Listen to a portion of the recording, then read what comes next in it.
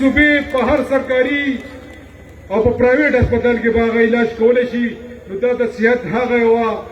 سہولیات ورکولو هغه یوه ناره وه چې کوم عمران خان د خلکو سره کړې وه هغه درته مونږ پوره کړه د هغې سره سره به انشاءالله اوس مونږ ریجنل هیلث اتھارټي او ډسټرکټ هیلث اتھارټي څنګه چې ایم پی آی ایکټ په هغه حکومت کې مونږ پاس کړی و په دې حکومت کې مونږ په هیلث حوالې سره دا ریفارمز راوستل دا به هم زر تر زره امپلیمنټ شي انشاءالله او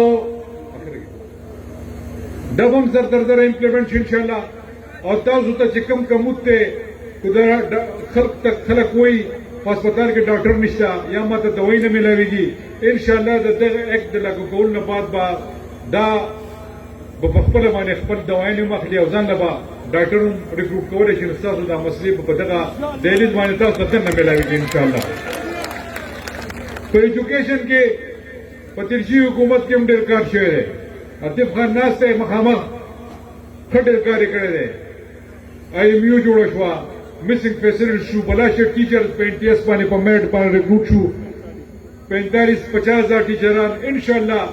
اوس موږ په کوالټي ایجوکیشن باندې فوکس کړی دا او د دې تېر شوي بورډ رزلټونه چې راغلي هغې کې تاسو کتلي دي سرکاري سکولونو پکې ښه ټیک ټاک پوزیشنونه اخیستي دي انشاءالله دا پالیسي به مخکې امپلیمنټ کوو کوالټي اف ایجوکیشن به هم ښه کوو نور ټیچران به هم برتي کوو چې کوم ځای کې کمی دی انشاءالله دا به برتي کېږي او زه تاسو ته یو خبره کوم هغه دا ده اوس به انشاءالله یو واتس اپ نمبر یو نمبر به زه تاسو ته درکوم ډېر ژر به تاسو ته راځي زه به زما چې کوم کمپلینټسن دی هغه زه نور هم ټیک کوم مخکې کومی هغه نمبر باندې چې د چا نه پټواري یا چې چا هم د چا نه کمیشن یا پیسې وغوښتې په هغې باندې کال کوئ او د هغه نه موږ سرمن کوو انشاءالله ورځي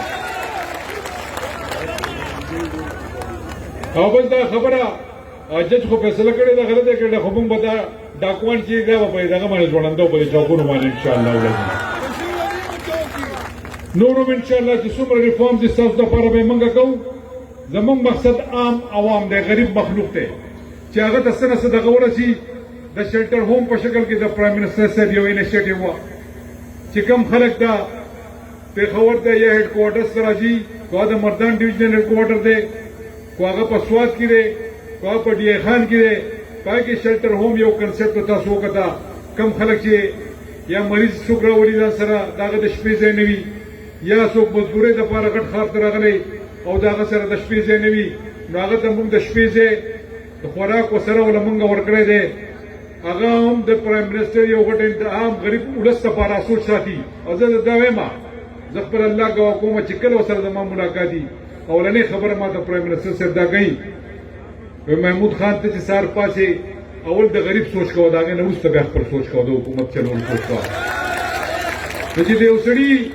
ویژن او سوچ دا وي لکه څنګه چې د احساس پروګرام تحت لنګرخانې جوړې شوې خلکو پر وخندلې دا لنګرخانې جوړوي نو موږ خو لنګرخانې جوړې کړې ظالمانو تاسو خو د خلکو د خېټې نه روټۍ وکړه او بار ملکو ته وتښتوله ظالمانو غلو ډاکوانو موږ یې بیا هم په دې خلکو باندې لګوو د ځوانانو دپاره سکالرشپې به ورکوو د عام خلکو دپاره د روزګار یو انصاف روزګار سکیم مو شروع کړی دی په هغه به انشاءالله ډېر زر لاګو شي په هغې باندې به خلکو ته بې سود پاکې قرضې به د سود نه ورته ورکوو نو موږ خو لګي یو د دې قوم دپاره انفراسټرکچر ورته ټیک کوو هر څه ورته ټیک کولو کوشش کوو هر ډپارټمنټ کې په هر محکمه کې ورته ریفارمز راولو زموږ خو کار دا دی زموږ خو نظر په عام ولس دی په دې خلکو دی په دې خاوره دی په دې ملک دی چې دا ملک په خپلو خپو باندې ودرېږي او په دنیا کې وځلېږي څنګه چې تاسو د اسلام په حوالې سره د پرایم منسټر صاحب سپیچز اورېدلي دي خو هغه په یو این کې دی خو هغه دلته دی خو د کشمیر حوالې سره دی خو د ختم نبوت حوالې سره ده د هغه سپیچز دي هغه تاسو کتلي د اسلام په حوالې سره په هغې باندې زه خبرې نه کوم تاسو ټول ته ښه پته ده دا ټول معلومات تاسو سره شته میډیا ده سوشل میډیا ده الکترونیک میډیا ده پرنټ میډیا ده هر سړی د دې نه اپډیټ دی چې نن څه کېږي او سبا سره روان دي مخکې د خلکو ته پته لګېدل ده دا ټول ستاسو مخې ته پراته دي او انشاءالله هغه ورځ راتلو واله ده چې دا ملک به په دنیا کې نمبر 1 ملک جوړېږي انشاءالله ولادي دا ملک به د قرضو نه پاک ملک جوړېږي انشاءالله ولادي او زه ټایم نور شارټ دی زه به هم اوس ما ډېرې خبرې نه راځي خو نن مې تاسو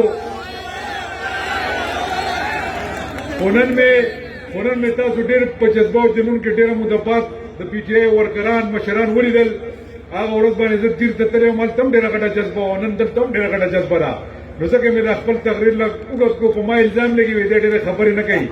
خو زه د یو خبره کوم د کار او مقصدي خبره به کوو فضول خبرونو به اجتناب کوو نو زه یو دوه درې اخرنۍ خبرې کومه یو خو دا ده چې دلته نورو څومره افتتاحګانې مونږ وکړې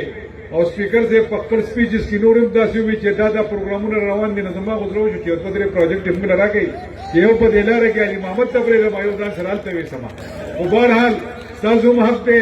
او تمه لرئ چې چیف منسټر راشي خامخا دې خلک تمه لري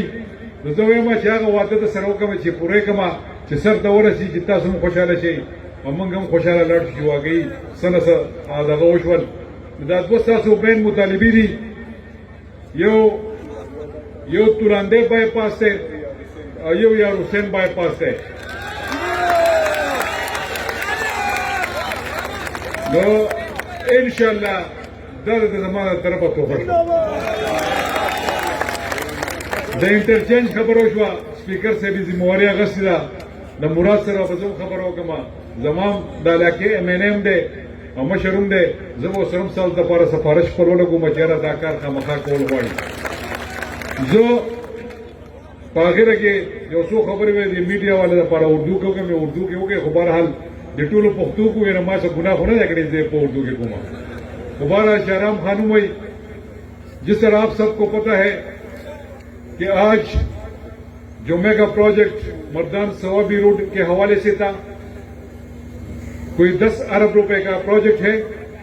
جس کے باقاعدہ طور پر آج ہم نے افتتاح کر لی انشاءاللہ 10-15 دن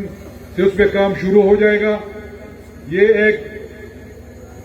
ڈیولائزیشن کے حوالے سے پروجیکٹ ہے روڈ آپ کا ڈبل ہو جائے گا اور انشاءاللہ اس روڈ کے ساتھ سوابی کے علاقہ ترقی کرے گا اور یہ وہی پروجیکٹ ہے جب شاہرام خان ترقی فیملی جب پی ٹی آئی میں شامل ہو رہی تھی تو اس وقت ان کے ساتھ وعدہ کیا گیا تھا اور یہ وہی پروجیکٹ آج الحمدللہ میچور ہو گیا ہے اور جس طرح میں نے پشتوں میں کہا کہ ہم نے عوام کے لیے کام کرنا ہے ہم نے اس صوبے کے لیے کام کرنا ہے ہم نے اس ملک کے لیے کام کرنا ہے عمران خان صاحب کی قیادت میں اور جو لوگ ہمارے راستے میں آنا چاہتے ہیں جو ترقی کا دور شروع ہونے والا ہے اس کے خلاف ہے تو میں ان کو ایک میسج دینا چاہتا ہوں کہ بھائی آپ لوگوں کا دور گزر چکا ہے آپ کی سیاست دفن ہو چکی ہے اب عمران خان کی سیاست ہے عام لوگوں کی سیاست ہے اور انشاءاللہ یہ سیاست جاری رہے گی انشاءاللہ اور اس ملک کو جو ایکسٹرنل اور انٹرنل چیلنجز درپیش ہے انشاءاللہ مجھے امید ہے اپنے رب پہ اور اپنے لیڈر پہ کہ انشاءاللہ اس مشکلات سے اس ملک کو ہمارا لیڈر نکالے گا اور ہم سب اس کا ساتھ دیں گے تو انشاءاللہ یہ ملک ترقی کرے گا آخر میں آپ سب کا مشکور ہوں تو پختو کی بات آخر ہے یہ شعر ویم ویزورا سی پی غورشی چی ہمت و سر من نشی ویزورا سی پی غورشی چی ہمت و سر من نشی ورکا مشال شاہ چتیا رشی ہوتے بند